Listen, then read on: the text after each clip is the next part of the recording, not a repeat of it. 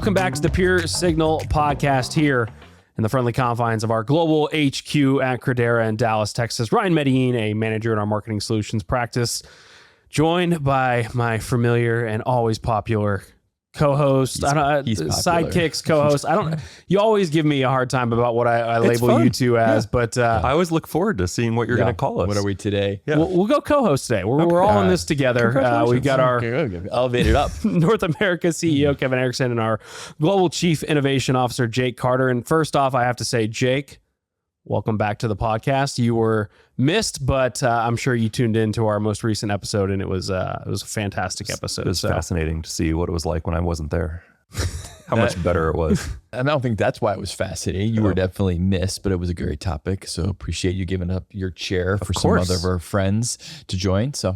And as for today, we're going to do something that we like to call our Pure Signal QBR. And Kevin, I see you perking up over there as we get into our quarterly business review, because Q1 is nigh upon us of being over. And it's something that I think it's a good practice for us to, we've had a lot of guests on. We've hit the ground running this year. We started off at CES and had a lot of great discussions there. We've had Olene on when we talked about commerce. We had Ellen Gates on talking about data and getting that in order. We had our fantastic Women in Tech episode that we had last week. There's just been a lot happening with the podcast where we've had all these guests. And this is really the first time in a while that us three have gotten a chance to sit down and digest everything that we've heard so far, and also kind of talk about what we're seeing in the market through Q1. I think we had a lot of big predictions and anticipations of things that we thought we might see or where trends may be headed. This being the year of everybody was talking about AI last year, and now it's give me all the AI and give it to me now this year. So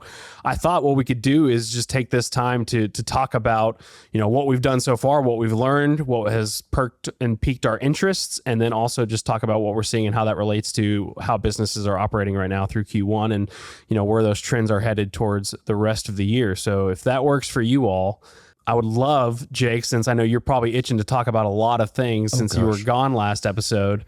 But just so far from the conversations we've had, whether it was at CES or some of the people we had in guests or something you're seeing, just in your everyday life, what is interesting you right now and what surprised you most about Q1? Well, it's funny, as you were saying that, I was trying to remember to myself, what were our predictions when we went into the year? So I don't know if this meets our predictions or not, but from the conversations that I've been in lately, and I will totally acknowledge that there's probably some bias in this just based on the conversations that I've been in, it seems like a lot of companies right now, let's say enterprise size companies, are wrestling with, hey, I get that AI is changing a lot. I get that we've got to evolve as an organization. So they're kind of wrestling with two things. Thing one is, what do I look like when we've done this evolution? What is the next generation of the organization look like in every form there? Meaning, what does my org structure look like? What does my technology platform look like? What does my workflow look like? All of those things. So we're seeing a lot of that. But what's new that we're seeing in Q1 that I would say I didn't see, let's say late last year, is, okay, I need to know what it looks like. I need to know how I get there, but I also need to know, what do I do right now? So put differently, there's the notion of the transformation of how do I get from what we are today to what I need to be, and the question of what do I need to be. But then there's also the what do I go do right now to take a step towards that? That's a lot of what I've been hearing. Well, let me ask you this, because the words transformation and innovation thrown around a lot, and as the Global Chief Innovation Officer, is it one or the other, or is it both, right? Some companies will sit there saying that we need to innovate, and then somebody will come in and tell them, before you do that, you have to transform. Some people will say we need to transform, and the guidance to do that would be to innovate. So I would love to just pick your brain on what comes first. It's like a chicken and egg problem, right? I was about to say that, I will acknowledge go cliche. They are probably both overused terms. So I don't think I'm going to give you a correct answer here, but what I would say, if you asked me, the innovation bit is probably external oriented. The transformation bit is internally oriented, meaning, how do I have to work in order to get what I want out to the market? Yeah. That's if you were to ask me. No, that's a good perspective.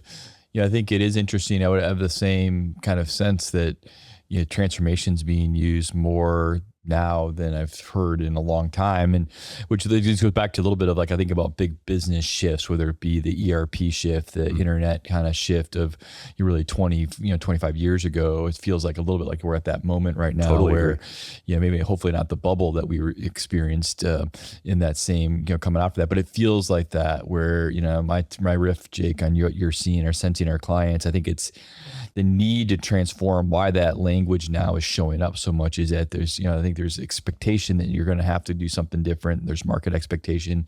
I also, believe that the world's a little bit different than it was 90 days ago, whether it be what's going on in the Middle East, whether it's going on the uncertainty of things going on in the Far East, whether it be, U.S., we got all kinds of interesting elements still trying to figure out what it's going to look like in certain elements. So you have a lot of elements between your geopolitical structure that still causes a lot of tension, and companies are forced to do something, which I think leads to what can I do today? Yes. But knowing that there is going to be a larger scale transformation, which really gets excited. The themes around data, processes, org, those elements I think are still really there. But it's going to be curious on how do you actually measure results, because that's the part that's interesting to me also right now is I don't think anyone really knows what is success? What is measurement? Almost every data across any avenues of life, including did the shot go in or not at Vanderbilt, is that what is the definition of truth? Is it really? It's depending on your perspective, it's almost like you're hearing two different stories. Yeah. So how do you find that? How do we guide clients, and how do executives make decisions in this kind of really volatile, almost volatile from a thought perspective versus almost less volatile from a business demand perspective, which is actually relatively, I think consumer demand, business demand are somewhat staying relatively stable. So far, at least. We'll see how that evolves over the next 9 days. But riffing on what you just said, I think the dynamics you described are exactly why we're seeing conversations shift from, okay, what is the big transformation I need to make, to what's the step that I take right now? Because, for the reasons that you described, there's enough going on, external factors, that companies are focused a little bit maybe more in on the, okay, tell me just the next step, then I'll take the next step, and then we'll prove it as we go. Yeah. At least from what I'm saying. Yeah.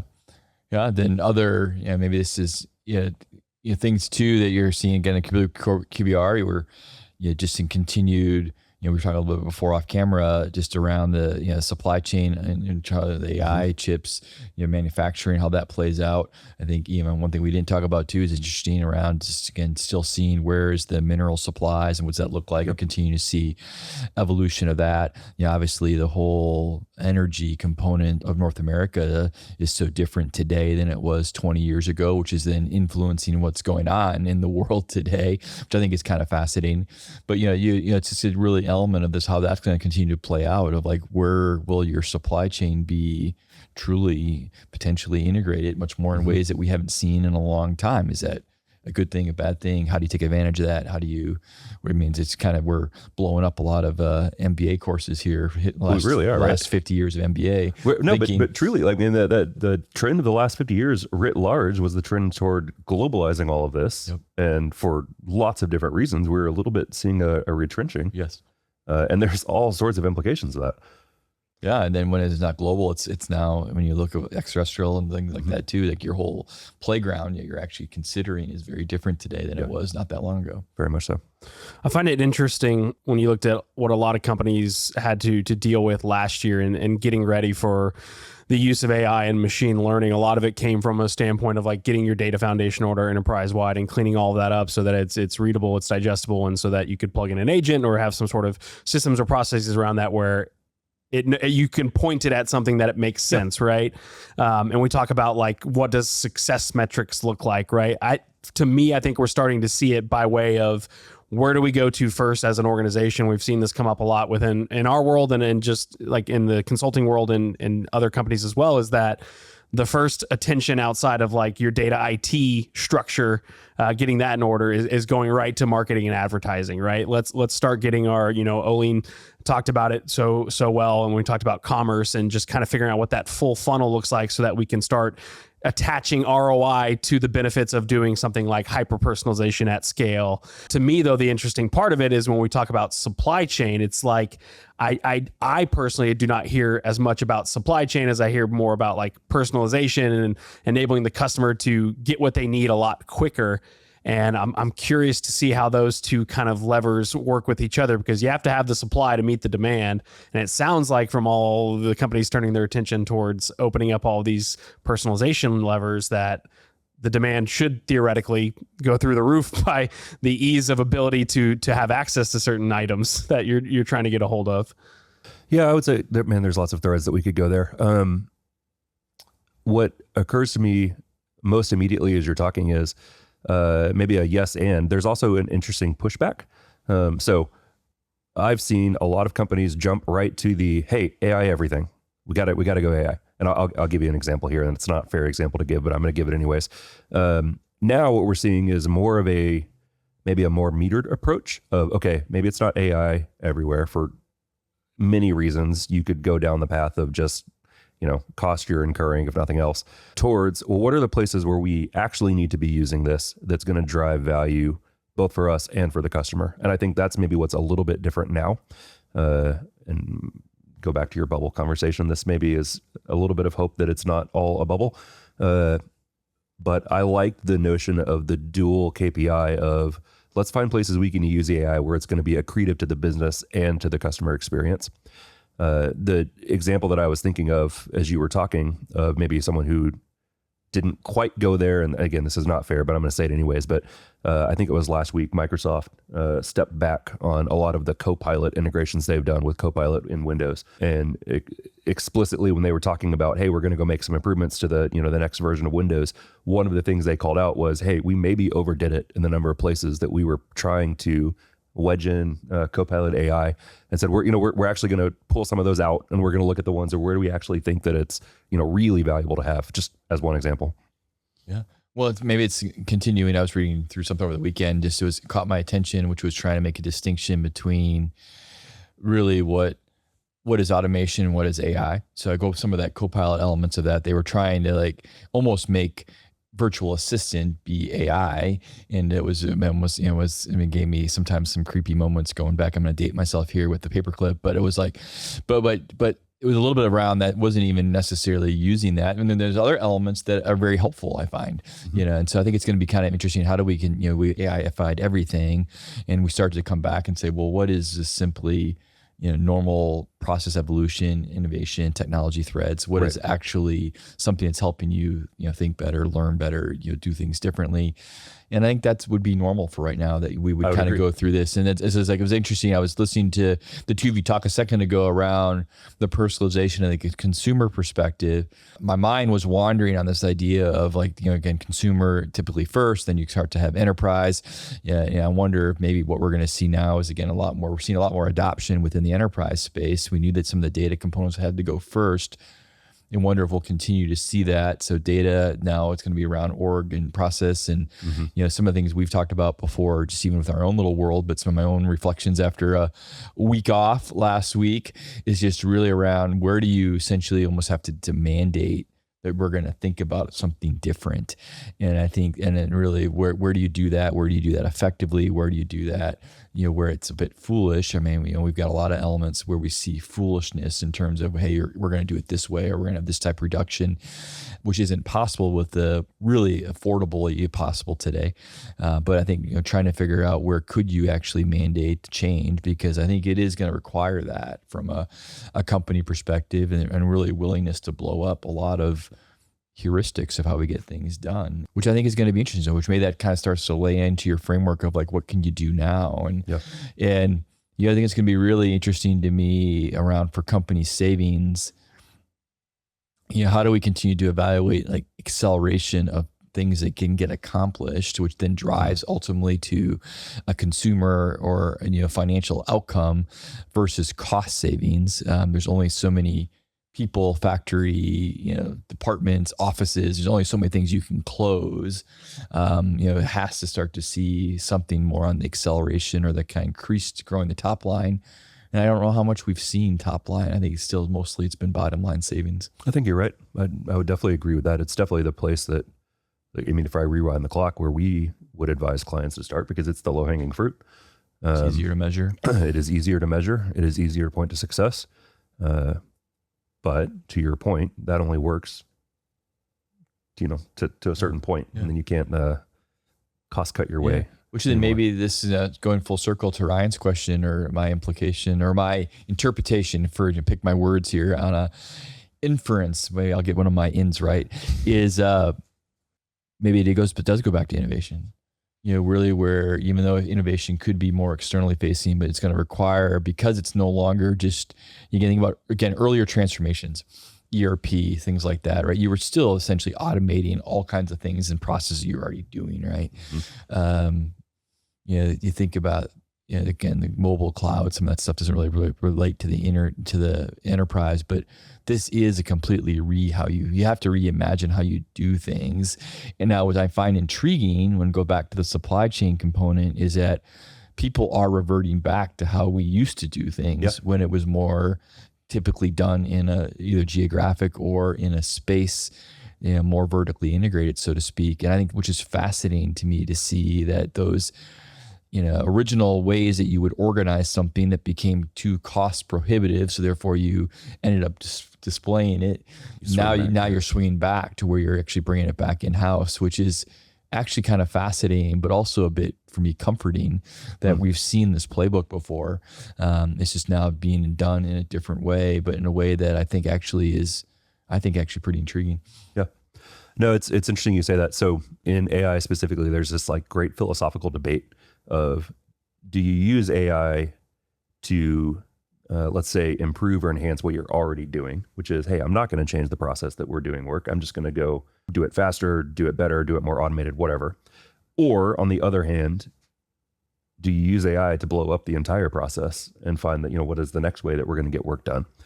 And riffing on what you're saying, I actually think it's a bit of a false distinction, because there's always going to be a little bit of both, and it's a little bit of a feeding each other. Anyway, not quite where you're going, but that was what was going through my head as you were talking. Yeah, well, and not to take us down a policy-driven decision, but you think about nearshoring or really onshoring of like production, and you think about if I take away my time, take away transportation, I have a more robotic workforce. I'm using more, we were joking around this, or not joking, we were talking about the Tesla Semi, and you start thinking about having things that are around that really reduce the barriers of entry. They're very specific and very to North America here, integrated supply chain in terms of, manufacturing. Well, I mean, you start reducing all those different elements, it makes sense, that you can see you're getting to there. Now, how you get there, and you can debate what's good, bad, and ugly, what's market forces, what's government forces, all those different things like that. But you can actually start to see a removal of a lot of the barriers to why things got very much dispersed from a geographic perspective. And you can also see a lot of benefit to having some of those stuff come back, because there still will be jobs and elements that will have to support that, even if you have a very automated transportation and workforce. But it's kind of fascinating to think about what this will look like, and then what's the power and the AI driven consumption, both from a power and from a really capacity CPU perspective. Where is that going to be at, and how is that going to drive back into it? Yeah. Y'all will have to bear with me here. We did already have our one sports reference today. We noted that 5 minutes in, thanks to Kevin on the Vandy missed shot. But like, it's KPI. Time to for sports reference. I can't help for my mind going to this place when I'm hearing all these things that y'all are talking about of, who's going to take the risk, who's going to capitalize on the opportunity, who's going to take AI, blow everything up and see what sticks and build it from the ground up. And if anybody's following the news these days, it's everything dealing with AI and what companies are doing with it is under a microscope, where if somebody takes a leap of faith, it's going to make headlines, and it's for the world to see how that's going to go. We're going to see how this goes. And to me, I just think back, like I'm thinking of like March Madness, right? We're currently in the middle of, it's like you could be a mid-major team or a small market team going up against a Kansas or a Duke, like the big companies, right? And who's going to hit that three that goes in, or is somebody going to lay a three and brick it? And it's a fascinating news cycle to watch because, there was the news of, I guess it was a couple months ago, Jack, Twitter founder. Yeah. They laid off, what was it? I can't remember the exact number, 40% of the company. And they said, we're going all AI. And I mean, as fast as that news spread, everybody's on notice of like, when somebody makes a move, we're all watching to see what happens. And so like in my mind as a business leader, that feels like a lot of pressure. I don't know. You feel free to disagree. It's a really point. It's an interesting point. I was about to say that I think we're moving from the era of executives making AI moves, for the splash, to more of an era of, no, there's got to be, fundamentals behind it. And then you dropped an example and I'm like, well, okay, there were fundamentals behind that, but you were totally right. Like, I mean, that one exploded as soon as it happened. Yeah, I think it's interesting around, again, what some of this, again, is this world where we publicize everything and where do you have to feel like you have to get ahead of that or not. But one thing that I found fascinating about that, besides the whole kind of just, the playing through the Twitter side history of that and what that played out prior, but does it take a bold move like that to where to really shake your leadership team out? I mean, again, using both Twitter pre and post Jack in terms of that concern. It's an interesting element of that. Do you say, hey, you're going to have to like shake it up to be able to force you to really think about it in a way that's different? It's the same thing around if, let's say consumption energy costs for AI, starts to flow to what the predictions are in terms of what it's going to cost. Well, that's going to require you as a business to really think about where you're using it, where you're not, how is it embedded, how is it not? And then if you throw in a good healthy dose of government regulation too, so all of a sudden now you got different legislative bodies that have different approaches to these same themes. So it's going to be really fascinating how you kind of navigate through this next season for us. But I do think that going faster and really thinking through, how do you restructure, how do you re-envision processes?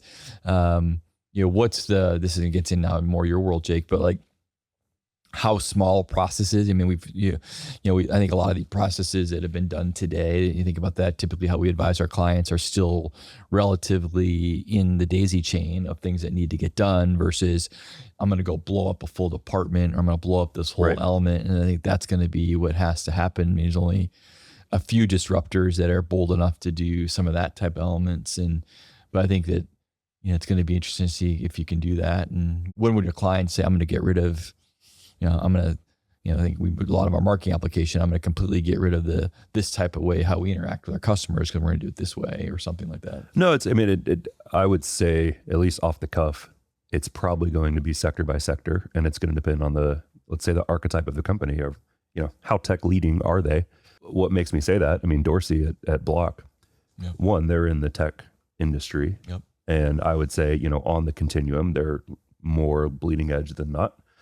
So they may be feeling the effects or may be able to move towards this, hey, we're going to cut out a big swath of the company a lot faster than, let's say, some of our other clients might. Yeah.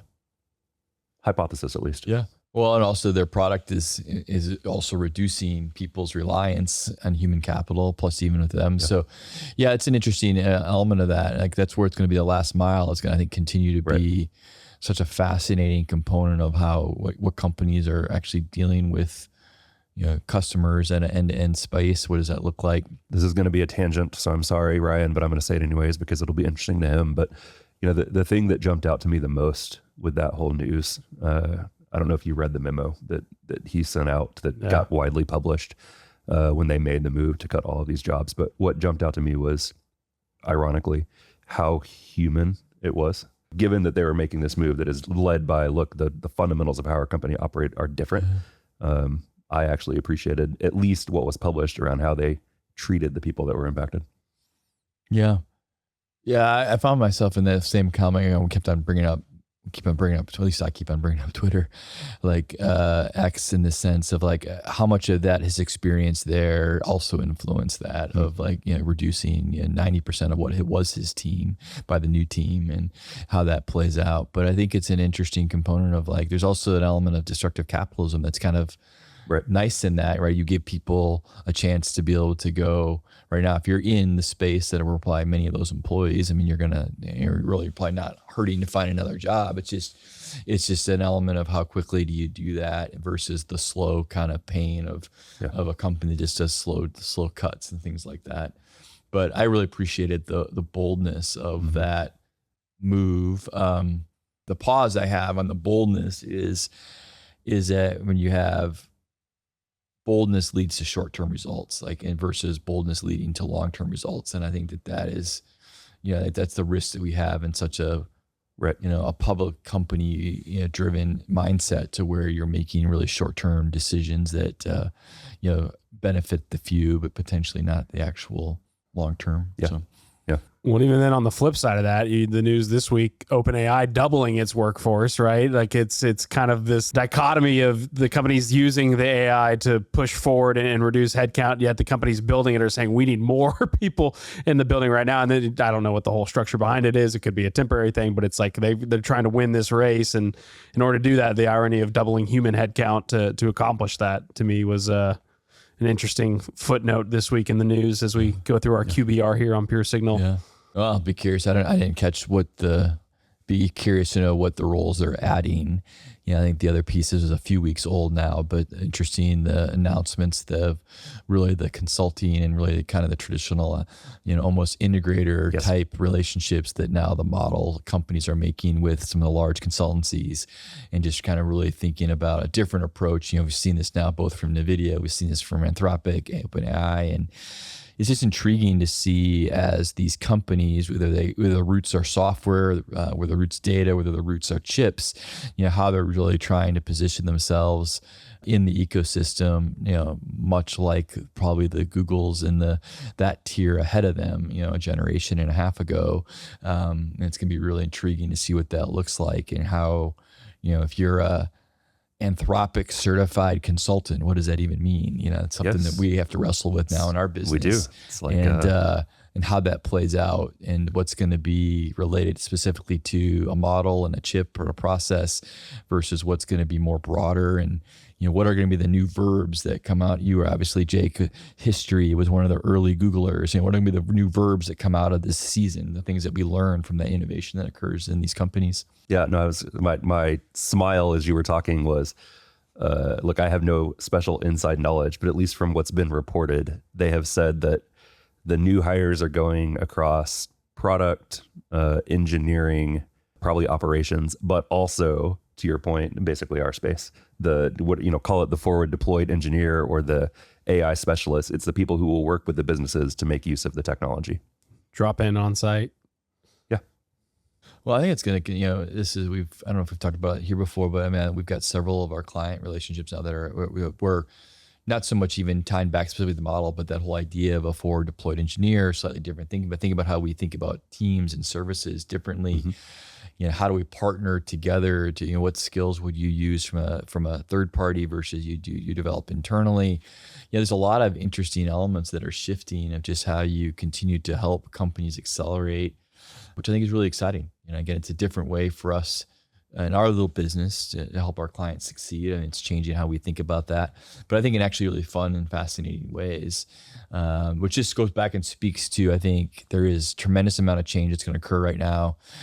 Maybe that's the only constant that you really see, and how do you help probably our clients assess, or a listener, you assess what's the strength of your market that you serve, what's the strength of your employee base to depth of that change, what's the strength of your really the data, the tech associated with that, and what are the different variables that you need to go after. And if you're in a position to where you got a really solid market, how do you make those investments today to be able to kind of position yourself for the next run? Well, I mean, now that we have blown up a bunch of MBA courses, we can come back. What you're saying is it's, what are your core competencies? What are your unique assets that are differentiators?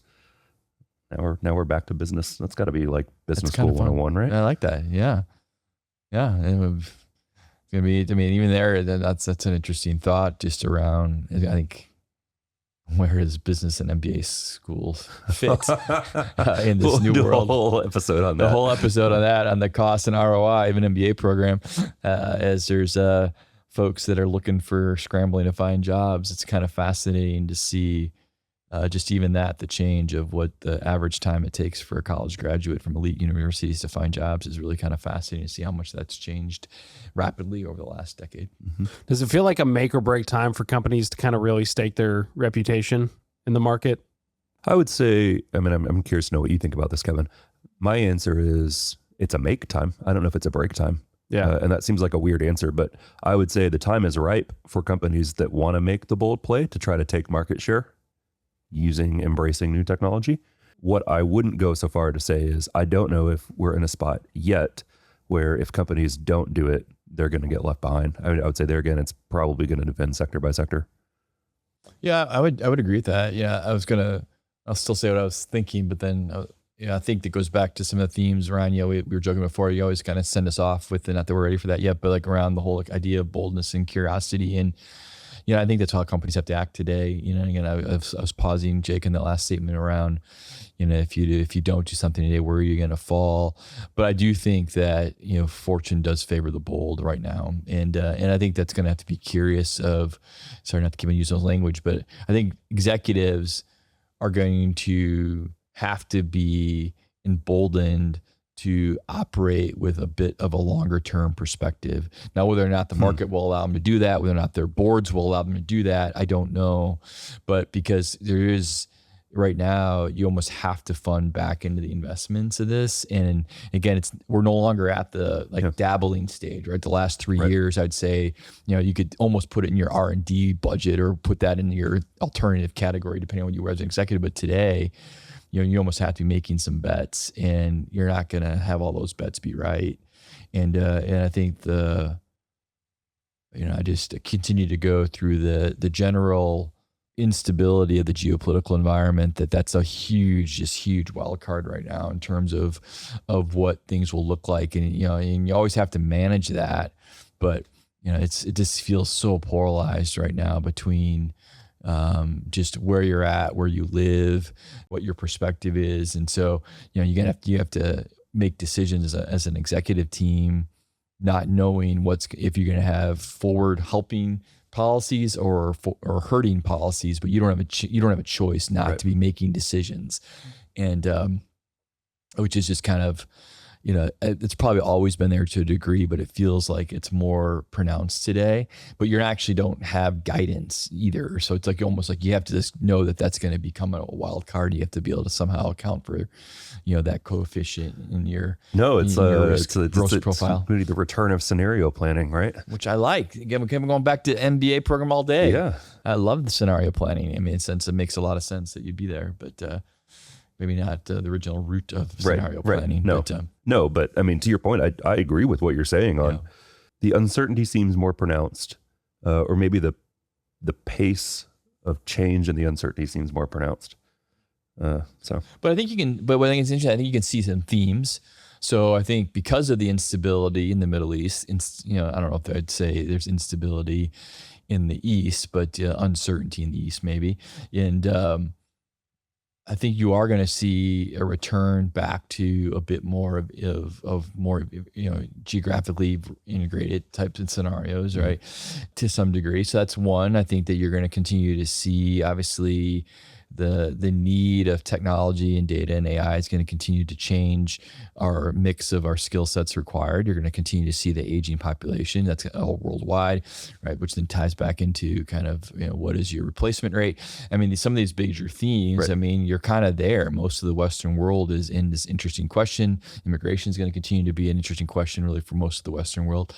And so energy production, what does that look like, and how do you play that? What constraints are you going to put on? Just spending my spring break in California. That was an interesting element coming from Texas into California, just with explaining elements to the kids and helping them understand different elements of that, thinking and explaining, well, why is gas this versus that? And I mean, really good, economics 101 issues that were kind of fun to, just to try to explain to what a middle schooler would understand.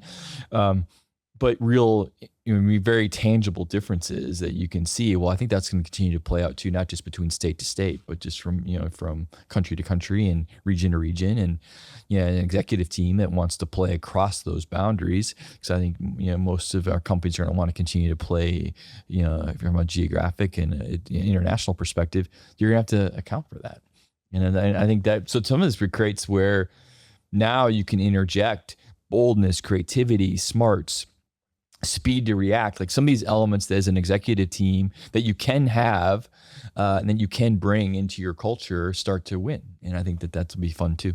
Yeah. What has piqued y'all's interest moving forward, right? We spent a lot of time on what we've seen already. No promises, by the way, that we're going to do the quarterly business review every quarter. I don't want to lock us into that. It just so happened to work out today where we could take a time to do some reflection, which I think is really important, right? You need to see where we've gone to see where we're going.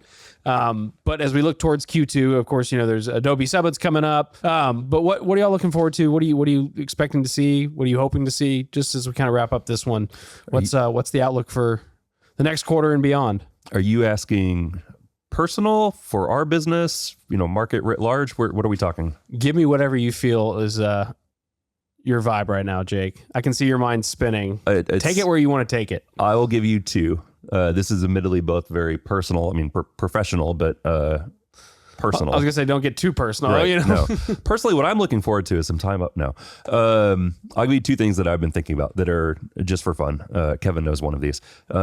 So one of the things that's been entertaining me lately is, you alluded to this earlier, you have AI disrupting all sorts of processes. My world is the world of innovation. And so one of the things that I've been spending a fair bit of time thinking about is, okay, well, what does the innovation cycle look like in a world where it's AI enabled or AI automated? I think there's all sorts of fun implications there. So I've been spending time on that. And then the other, part of my day job is looking after our offerings. So what are the things that we're bringing to the market? We have a group that is looking at, again, as you would expect, as every company is doing, in a resource constrained environment, specifically human resource constrained, how much of the work that we want to be doing around developing our offerings can be handed off to AI in a way that we're not just producing slop that's useless, but we're moving the proverbial ball down the field, but using AI to do it. So we've been playing around. If you were to wander in my office last week and look at the whiteboard, we've got this whole ecosystem mapped out of all of the agents that you could build to go facilitate different parts of this, from the upfront research to facilitating the customer interviews to crafting the hypotheses. Anyways, so that's been taking up some time, but that's fun. So those are two from my side of the world. Did you get your new smart board yet? I didn't. It's I submitted that request and Kevin hasn't acted on it yet. So well, it's because I said you should bring all the screens that you have and put them all together, and we'll stitch them into one just tape them together. One big smart board. But yeah, I will agree with my slightly different probably variant of it based on our roles. But I do find it fascinating to think about the way that we will. We're seeing this in a development sense today, right? Where you're essentially doing almost like sprint review plannings and you're building code as you go, right? In a really simplistic way. Well, how does that start to play in a traditional management meeting? How does that play into another element? So kind of a riff off what you described, whereas you're literally, your whiteboard session is being augmented, really by work that's getting done right on the side. So taking the next step of even the transcription into that. So I think that's be really fun to see how we play through that. The other thing that I'm wrestling a lot with in terms of both just day job of leading what I do, also leading it and trying to encourage our clients, is this constant tension between different forces of how do you be encouraging about the changes occurring to how do you encourage through the uncertainty of that. How do you deal with constraints that have different root causes of that and manage through that? How do we deal with the realities of performance today with investment in the future? Again, these are one-on-one type things that every executive team has to wrestle with, but it just feels really heavy right now. And not just even in my world where I play, but really across advising clients and different things. It's just around this element of how do you play through this? I think it's fascinating to see the ups and downs really of the private equity markets right now, and seeing some of the challenges in some of that, and both in good and interesting ways of how it's driving adverse behavior, but also the returns that have been associated with that. Something really an element of our growth economy that's fueled maybe a generation or two is really in a struggle bus, so to speak. And so I think it's going to be fascinating to kind of see how it plays through that.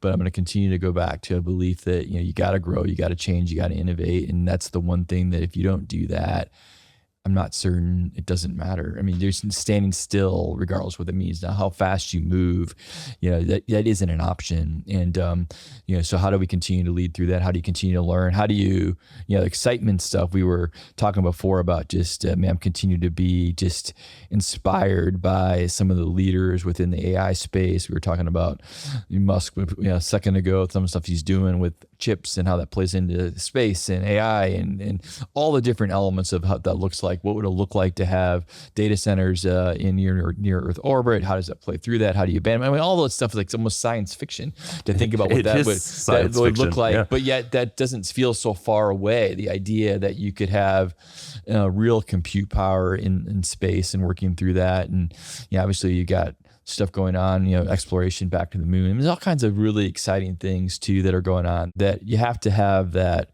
hope. You have to have hope for what we're going to go do. And I think how you lead and how you explore and learn. And right now, the learning that you get to do as an individual is, I think, some of the most, I don't know, it seems like it's at your fingertips in ways that it's not even possible. Just even like the way that AI can change your normal interaction of how you live and leave your life is such a difference than it was just in a few short months ago. And so it's an exciting time. Now, trying to get your 7th graders to do their homework without AI is a different problem. But then you get, well, what is that going to look like for them? Will they even have to know some of that stuff? So, I mean, even that question alone as a parent and as a society member is an interesting element of like, what is learning right now is a kind of a fascinating thing. So okay. There's my long-winded answer to your simple question. Very Ryan, eloquent. What are you thinking about? Very eloquent. For me, the first thing I'm thinking about is I'm keeping an eye on my kids' 529s at the ages of 3 and 1. I'm like, might be able to cash this out for something else if things keep going the way they're going. So we'll see how that goes. Stay tuned for that. How much money are you putting in those 529s? And you've got 4 years. Cash it out at age 1. Yeah, like, man, he may be... Go ahead and just put him in the trades. Like, just get started now. As much as he uses tools, that might be the best option. But for me, just being in marketing and advertising, ad tech, martech, for me, it's so much fun right now. Just because this is like where a lot of the heart of, I feel like, innovation is happening for how companies not only become more efficient internally, but like, how does that look externally and building relationships with their customers and kind of trying to keep that personal feel in a digital world. As a people person myself who loves to talk to people and build relationships, it's pretty cool to see how companies are striving to want to do that and connect. It's in marketing and advertising, everybody's always complaining about like, I get all these ads and they know too much about me, but a lot of the conversations we have are at the heart of, we just want to be relevant and we want to make sure that we're building something that's useful to people that are going to be shown this stuff anyway, right? You're going to get ads, you're going to get marketing efforts. So why not try and make it so that it's relevant for you? And so to me, I think it's been really fun to kind of see how that's going and just seeing how people are being brought along, right? A lot of the requests that hit my desk are centered around, the top line item is process and change. How do we deliver this? How do we prepare for this, right? From a people aspect. And we've talked about the people lever a lot and, the spotlight's on us right now to deliver on that, and not to sound cliche, that ROI that everybody's looking for on how do we actually determine if AI or this hyper personalization and scaling it is successful for us. So, and I think it's a lot closer than we thought, by being able to do some of these things. So there you go. So I think we should end on one more sports referenced. We start with Vandy. We'll go another. So blue blood basketball. What's the likelihood of both North Carolina and Kansas being open coaching jobs here this week? I know this will be pretty good. Pretty good. Pretty good. I've got an inside source I could probably reach out to if we want to hit the what are the prediction markets? Prediction markets. If you want to hit the prediction markets on that. I saw that. That's a whole nother topic for another episode that we could spend. The prediction markets for 2 weeks. Did you see that? That cracked me up. Yep. Well, I missed out on some bucks because I had the prediction market choice of that y'all would both be in hoodies today, and mine's in my office. you're in the button up, so I'll have to update my pick on that one. All right. Well, we can help influence that in the future. You will appreciate this, Ryan. I specifically brought a hoodie today. I wasn't going to. I was wearing this, and I was like, "Oh, it's podcast day. I gotta get the hoodie." It's because it's early in the week versus late in the week. Yeah, Monday. Monday is the button up. That's Yeah, right. you can't get away from the button up. You know It was if I'm Friday. wearing one. Oh man. Yep. Yeah. Well, thank you both. It was good to have the three of us back. It feels like it's been a minute since we've just had a chance to. I think the last time the three of us sat and chat was in Vegas on the heels of CES. So always good to catch back up. And we got plenty more to come throughout the year here on Pure Signal. Maybe some other road shows. Stay tuned to find out. But for myself, Ryan, for Kevin, for Jake, this has been another edition of Pure Signal, reminding you to be bold. And I'm going to let Jake say it this time since he wasn't here last week. Stay curious. Or be curious. Dang it. You know what to do. Dang it. Take care, everybody.